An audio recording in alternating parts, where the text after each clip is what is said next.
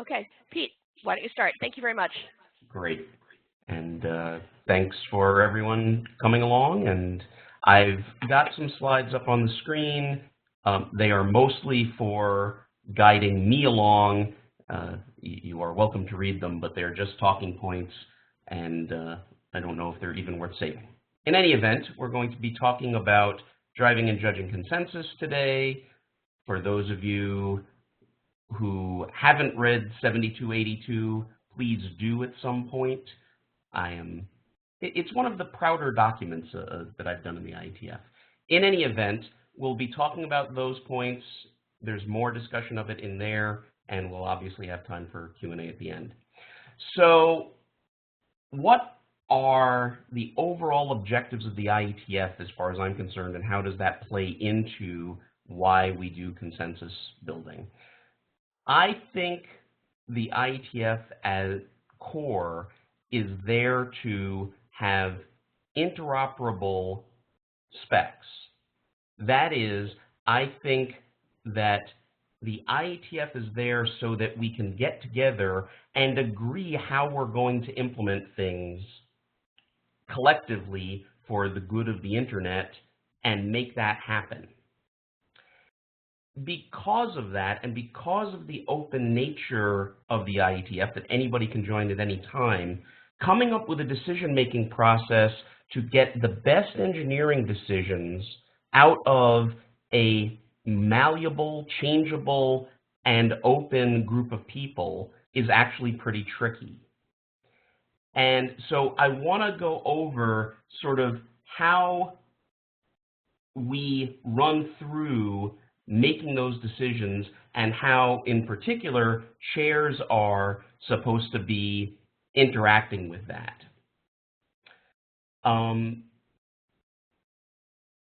So when do chairs need to know about consensus in their working groups? I think it is clear that when you've got a group of people who are discussing a particular topic, you've got to be the one as chair to guide that decision.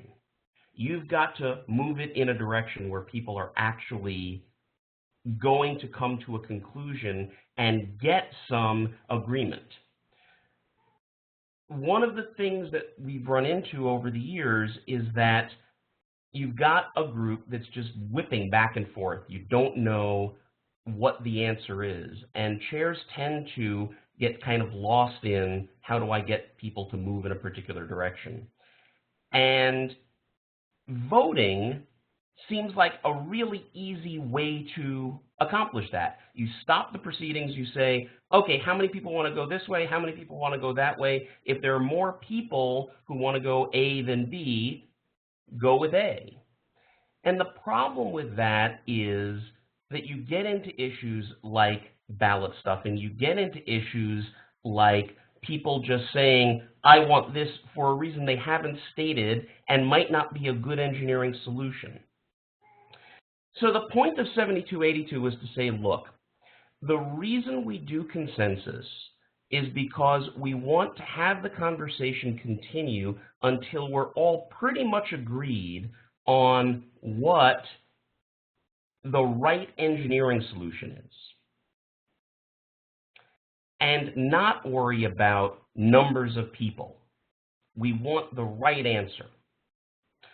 So my take on this has always been that chairs are there to exert not only guidance, but use their technical judgment to determine whether the group has come to what the group considers, not necessarily what the chair considers, what the group considers the best overall technical conclusion within engineering parameters. That is, the best solution is not always the best in every aspect. The best is the best we can come up with given the constraints that we've got. Okay, so that's consensus. What's this business about rough consensus?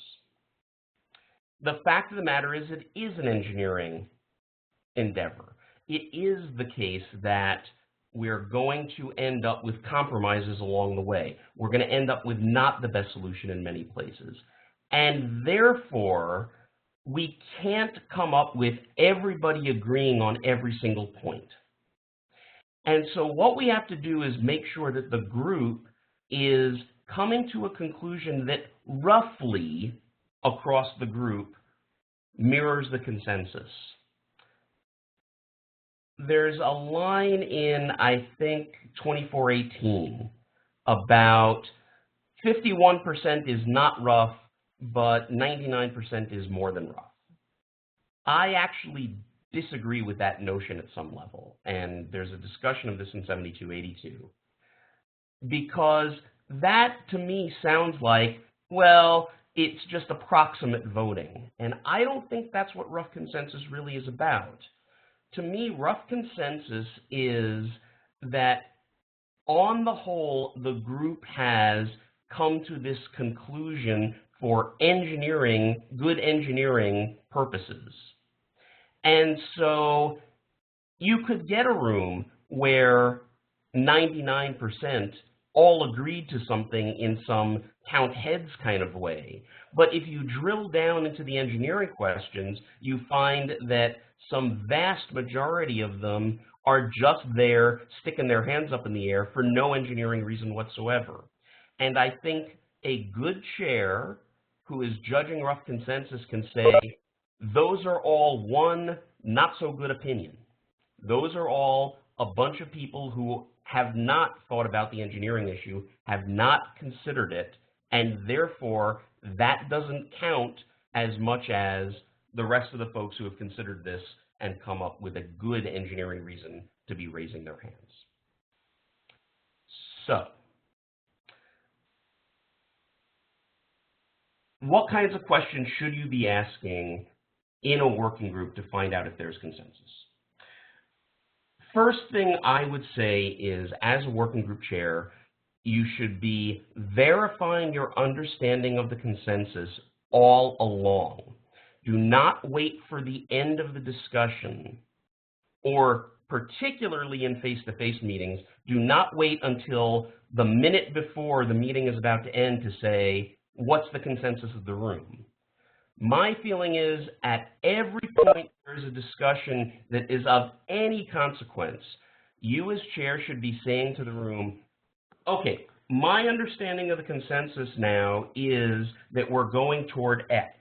And this is especially important on the mailing list where you're actually making a record of what the consensus is all along.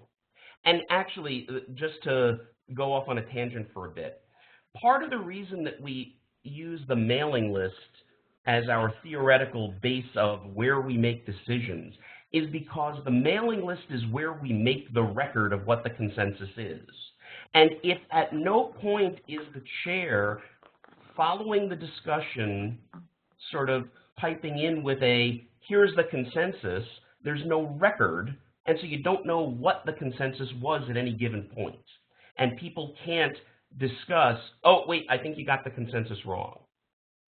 So I think at different points of the discussion, you want to say, here's what I see as the consensus in the room, and verify that and make sure there are no objections to that.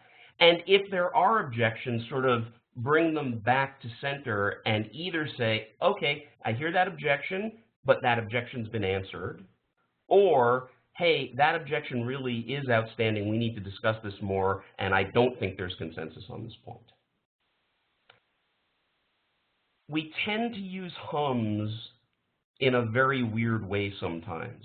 I think hums are a fine thing in the middle of the meeting for a chair who's heard lots of back and forth, but hasn't really gotten a sense of where the room is going. And so using a hum in the middle of the meeting to say, whoa, wait a minute, I'd like to understand where we are, I think is a perfectly legitimate thing. I think the hum at the end of a discussion that gets the weighting of the room is, on the one hand, making it seem like you're taking a vote to people who don't really understand this principle, and on the other hand, may influence you as a chair in ways that I think are problematic. That is, you will tend to hear that hum as meaning the consensus is with the louder hum. where what you want to do is an assessment of whether the arguments on each side have been answered. Of course, you can't do a real hum in email, and counting up heads in email in the middle of a discussion is kind of a pain and problematic, because then you're not just getting a sense, you're actually counting heads. So I tend to think of hums as something that you do in a room to get an idea of where things are at a particular point in time, but they should not be used for decision-making processes. They should be used to give you a sense of which direction the discussion is taking. The other place to use hums is to find starting points. So if you've got a little bit of discussion that's gone on for a while, and you need to say, well, are we going with option A or option B?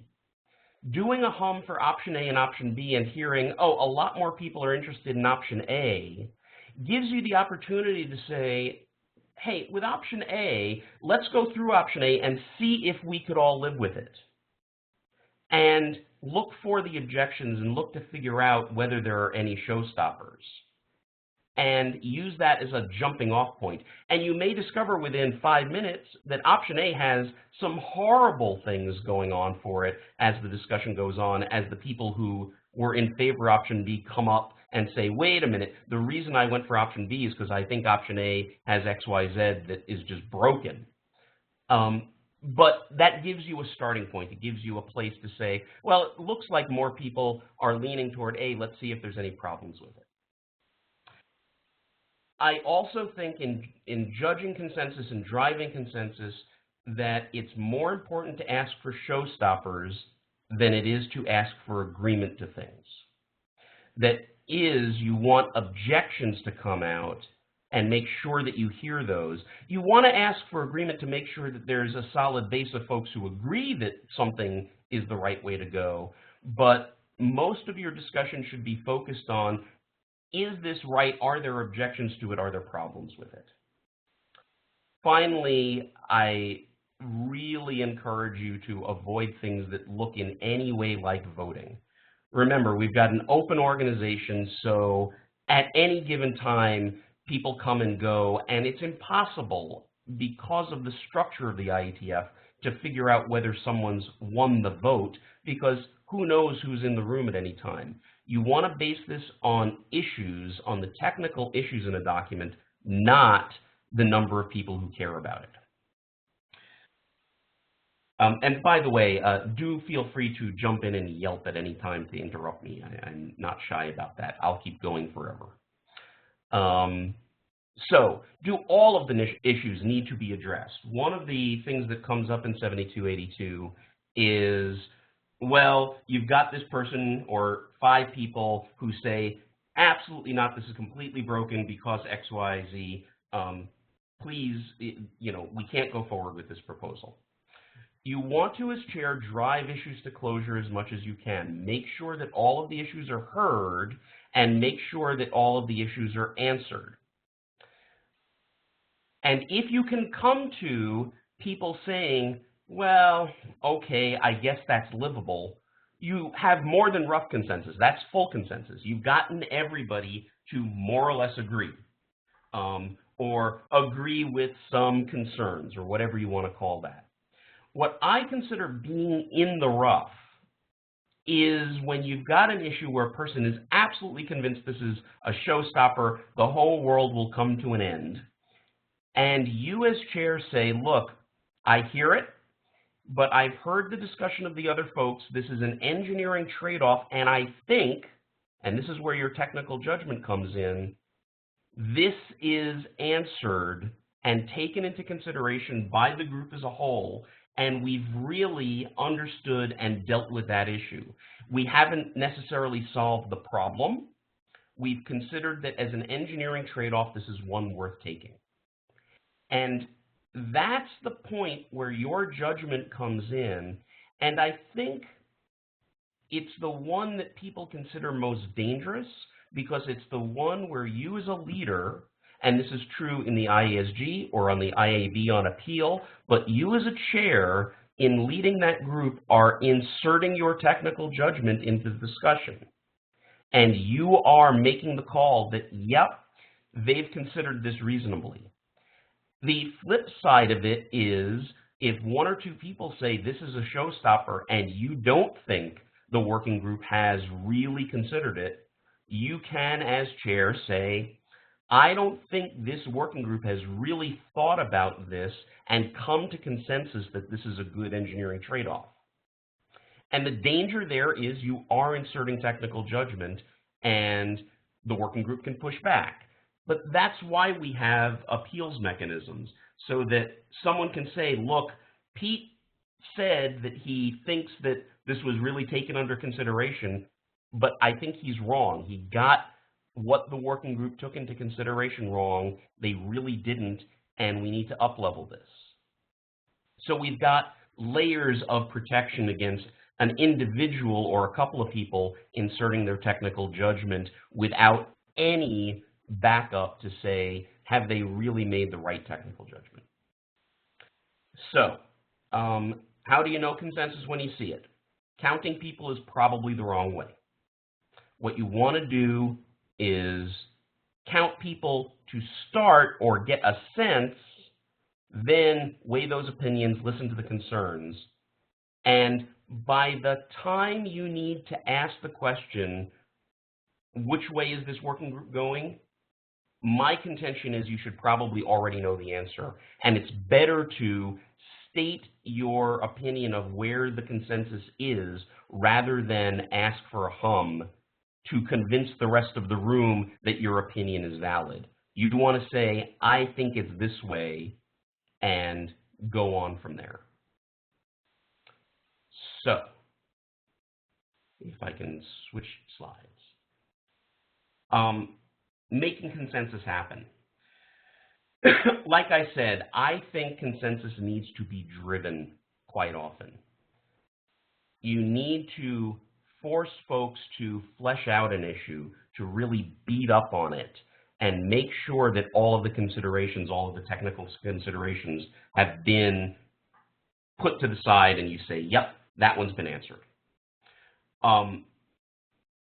My belief is that you do this by pointing out where you think things are at any given time, but you can also do a little devil's advocate bit from the front of the room from time to time. You can say, it sounds like we should go direction, Z, where Z is ridiculous, to get people moving along the discussion to why Z is ridiculous and get drilled down on that. You can also, and this is what I mean by who else can drive consensus, working group document editors, I think, are big tools in the how to get consensus moving forward by having them propose text, by having them say, here's what I think the room is saying to me by way of the consensus of the room. And so use editors to take that lead sometimes and say, here's what the sense of the room is, and have people object. You have to set this up ahead of time by telling the working group that they do need to push back if they see something objectionable. But I think it is your job as chair to make sure that the consensus is moving forward, that you're making those calls all along, and that editors and even participants in the working group are saying, yes, this is the direction we're taking. We do have a concern about active consensus versus just apathy. Silence does not, in my opinion, constitute consensus. So you want to make sure that it's not just the authors who are driving this particular point. You want to make sure other people care. Soliciting reviews from individuals and making sure that individuals make comments out loud saying, yeah, I think this is the right way to go, is a way to get people to actually bring points to the discussion. Sitting there and reading a document and going, yeah, it's fine, doesn't help you judge where the consensus is. The other point I want to hammer home is that failure to reach consensus is not failure. Sometimes there will be a point where you just say, this is not what represents a consensus of anybody. This is a document author who thinks this thing and nobody else seems to care. And you want to say, there's no consensus in this room, and that means take this document to the independent series, take this document to the IASG, take it somewhere else, but this is not the consensus of this working group. That's painful for a bunch of us to do, but I do think it is important to kick out work that you as chair cannot honestly say is what this working group agrees is the right way to do something. Finally, on this topic, breaking deadlocks. Occasionally you will get points where you do a hum to try and get an idea of where things are going, or you're hearing lots of back and forth, and really the room is evenly divided, or evenly divided enough that you can't make a call that there is consensus. My take on this is, and Suresh Krishnan is, and I forget who else joined him in this, it has the famous example of sitting in a working group room and doing an official coin flip to decide which way they were going to go. And in fact, it broke up the contention in the room by doing so. Just picking one, even if it's a coin flip, will either get the people who object to the one that everybody, that the coin flip chose, to make their objections and to make it clear whether there are real substantive objections to it, or people will say, well, if that's the outcome, I guess we'll live with it. And so in the case that I know about, they flipped the coin, and about 90% of the room said, oh, okay, I guess we'll go with that one. Heated disagreements might never come to consensus. And again, if people are absolutely deadlocked in the end, it's your job as chair to say, there is no consensus on this point. There is no way to get to agreement on this point. People are going to implement it differently, and we've just got to document that and move on. And again, painful as that is, that's going to happen from time to time. So,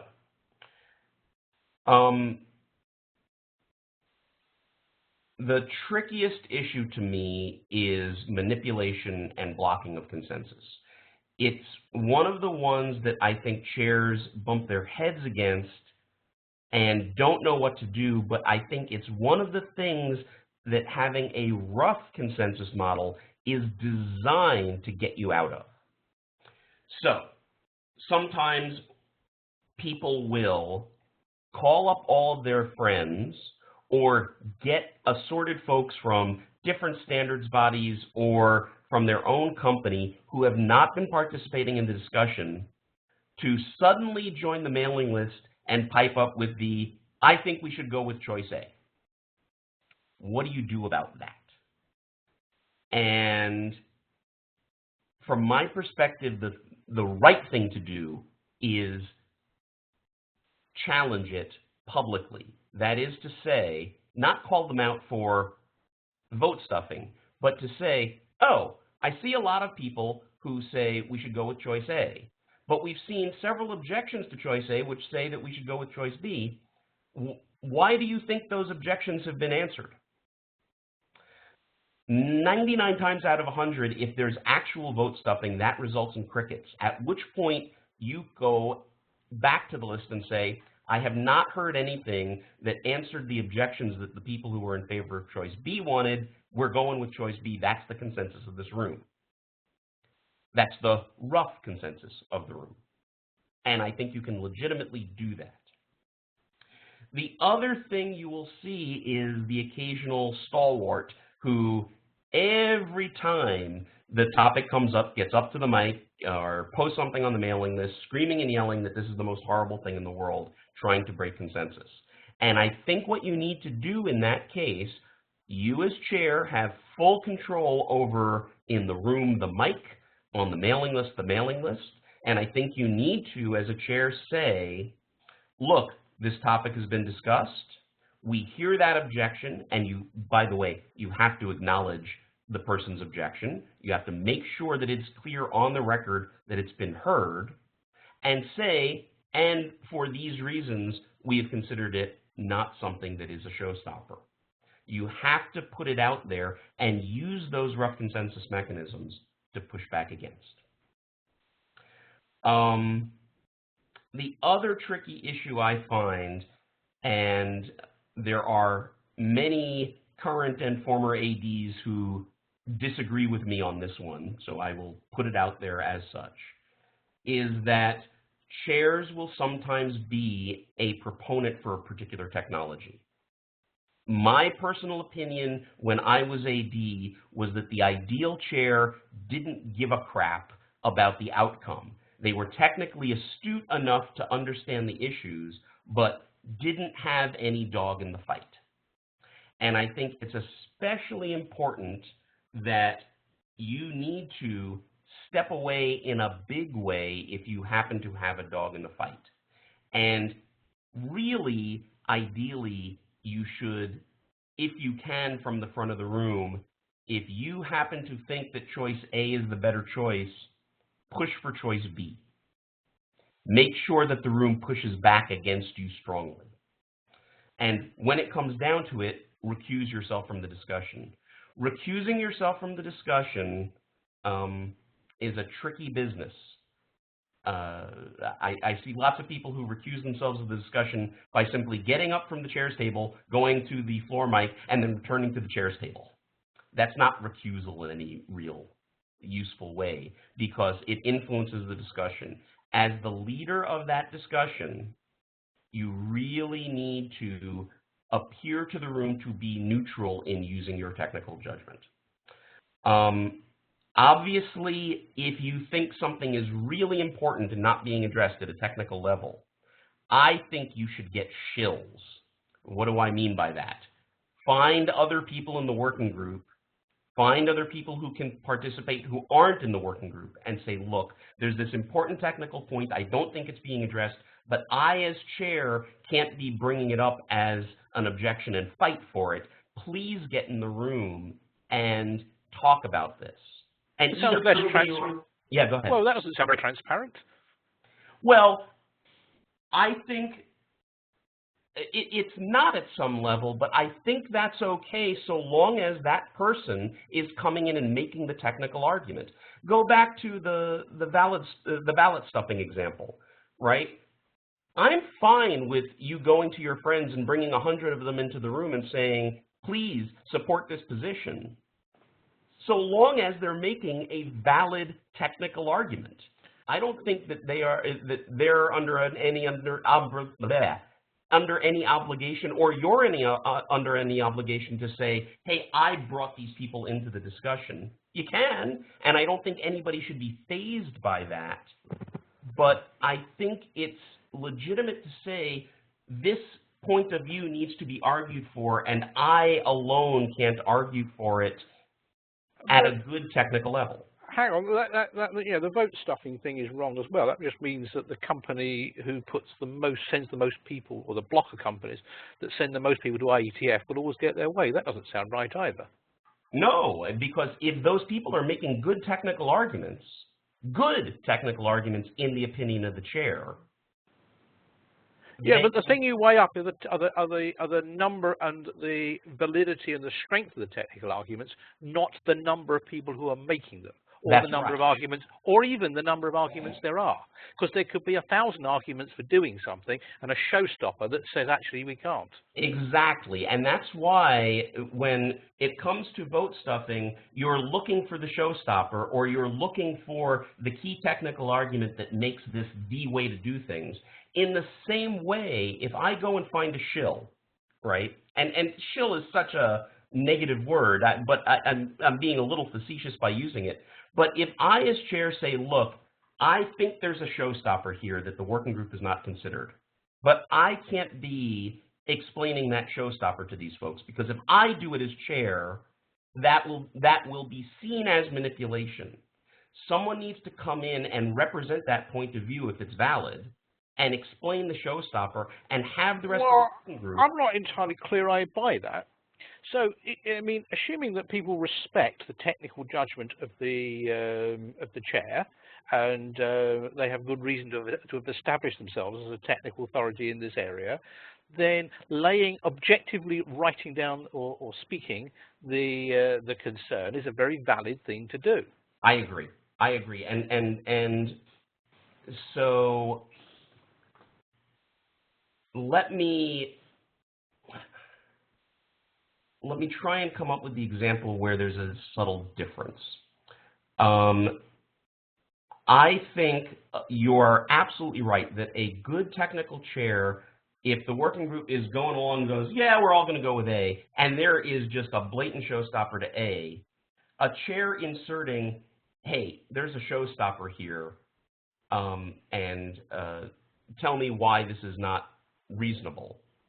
In the same way that an AD throwing a discuss on a document saying, whoa, this has not been considered, is a perfectly reasonable thing and part of our model, that a leader can insert a technical judgment that the working group then needs to accommodate, either by answering it or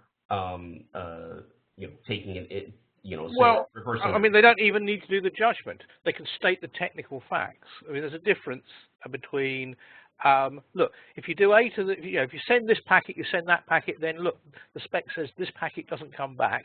That doesn't get any judgment. That is a statement of fact. And this working group could arrive at the judgment, oh, that means it's broken.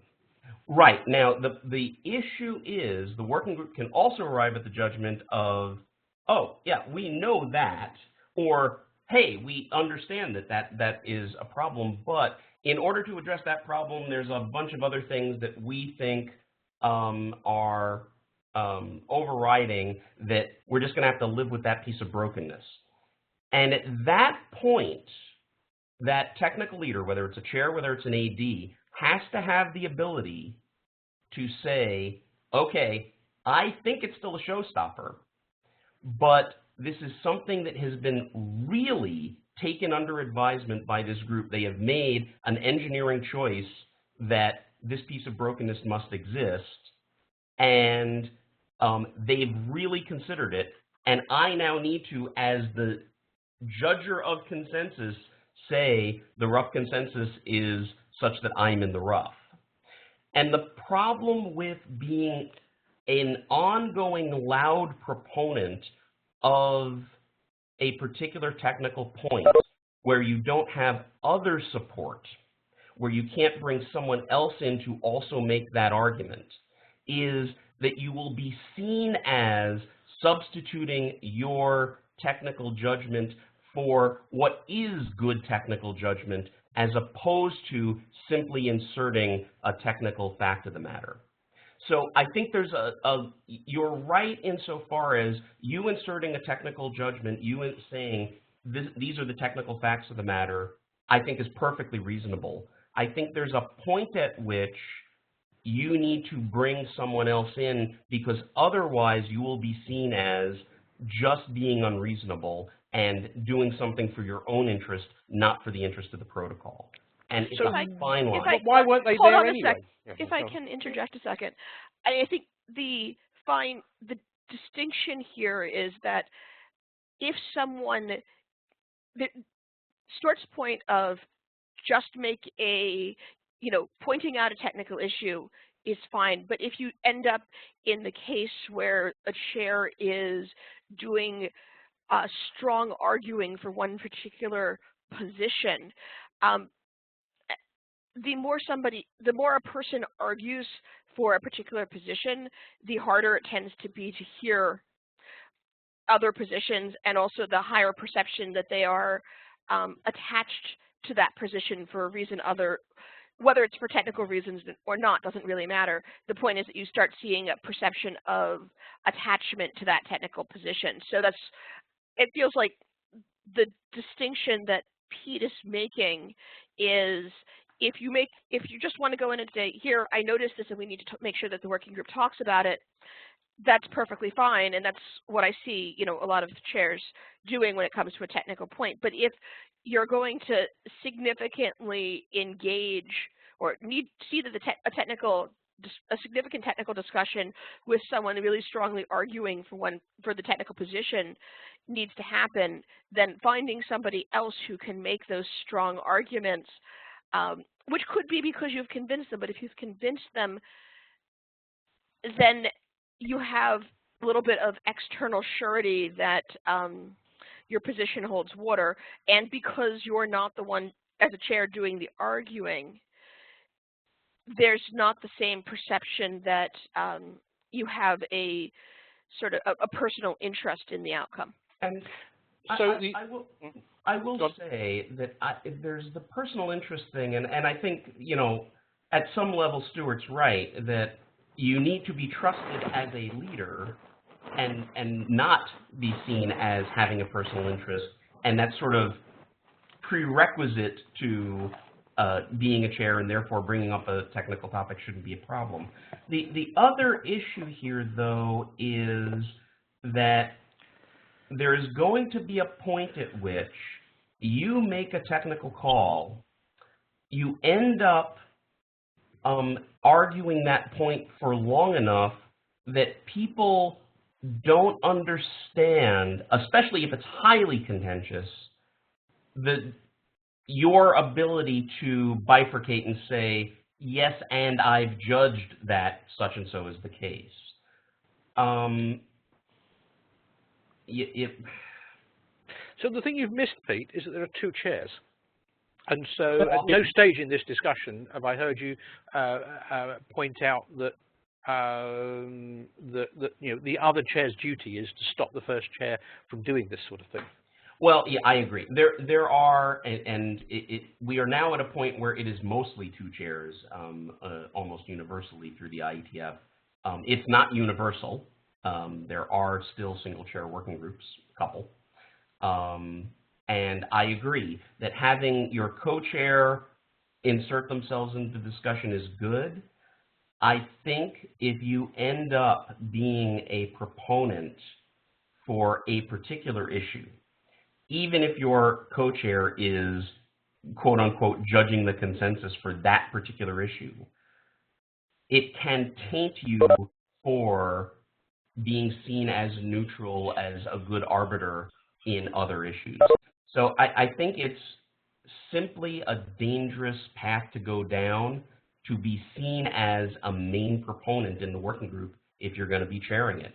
I think that area directors run into exactly the same problem, well, we've had this discussion many times. The idea of being an AD who throws up a discuss and expects that that document will either be changed or, it's going to be dead is absolutely wrong. In my opinion, an AD needs to be able to say, okay, I object, but I'm in the rough. And the chair needs to be able to do the same thing. And having other people have that discussion makes that a little clearer. One other thing before I get to John, who actually used the little raise hand thing. Cool. If you are the only one arguing for a particular point, making the case that the working group has actually considered it and discussed it gets harder. Having other people come in gives you a chance to say there has been reasonable discussion. It's not just me in an echo chamber in my head. So I think that's helpful. Of course, you as a single person can always say, this really hasn't been addressed. It just makes it much harder to be in that position. John, sorry, go ahead. John Scudder. Yeah. Yes, hello, can you hear me? Yes, you're fine now. Oh, now you're muted. Someone want to, there you go. Much better. Cripes. Okay. It seems to me much of this conversation has gone down the usual IETF thing of we're talking about a big process in country like So everything you said made sense to me as long as I recast it in my head as what I think of as it's often the chair's job to, shut up and listen for longer than it is, for longer than a regular participant would do that. Because it's very likely that if you shut up and listen, somebody else will come along and make the point that you were itching to make. If you're a regular participant, you should jump on your keyboard and make your point right away. And if you're the chair, you might want to think about, taking a deep breath, taking another deep breath. And I think that what you suggested when you said shill is basically, if you find yourself taking a third deep breath, maybe you should call up somebody else who you know cares about this and say, have you looked at the list recently? And I mean, it sounds like you agree that, if after doing all that, there's a point that you think is important that hasn't been raised or addressed yet, then go ahead and do it. You bet. I am, everything you said I agree with. And I think my pushing on this is all chairs at some point come out of being those folks who were doing good technical discussion before in working groups and have a tendency to want to engage in it at exactly the same level in exactly the same way. So my point is you not only have to, take all those breaths, but think about yourself differently. Think about how this will affect the discussion. I think this is even important, beyond judging consensus. There are old crusty ones of us in the community who have either been on the IASG, been on the IAB, just been loud people who, as soon as we say anything in a working group discussion, can completely disrupt it and change how people view a particular issue. And we all have to be careful about that as leaders in the community, because we may cause people who have real showstoppers from thinking, well, if John said it, maybe I should just shut up and it's probably not a big deal. And we want to make sure that all of those discussions come out. And that's a balance, because we also know some new people come in who think they have solved every problem the internet has ever had and bring up all sorts of silly issues. And so we have to figure out how to balance those things. But we do want to be careful and make sure that that balance is there. When push comes to shove, I think Stuart's right. There is a point at which you as chair have to say, guys, I know no one else has said this, but this is just an absolute big honkin' mess for this reason. But I think you want to take those 2 or 3 breaths and say to your other friends who know this stuff, do you think this is sane? Because this looks completely insane to me. And check it offline and get those people into the discussion so that you can reasonably continue to do the rest of your job as chair. So I think I'm absolutely on board with that. And in fact, I think that just brings us to our discussion slide. So feel free to jump in with other questions or issues that you don't mind being recorded, and then we can turn off the recording at some point.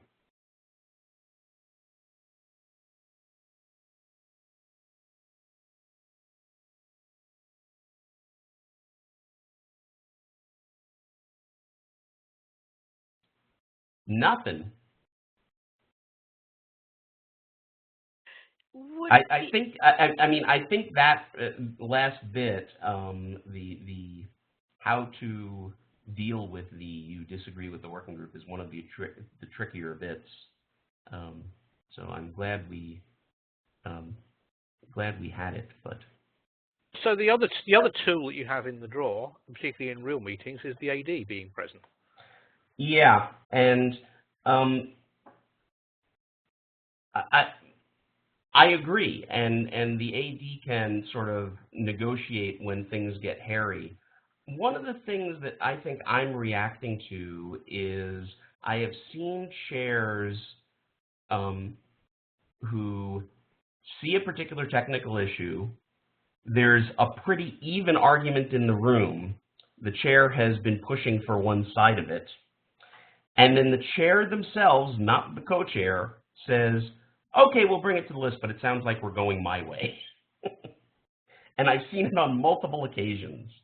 And it's something that when you're doing a rough consensus process, everybody has to come out feeling like the issues have been heard and my issues have been heard and reasonably at least considered, if not directly accommodated.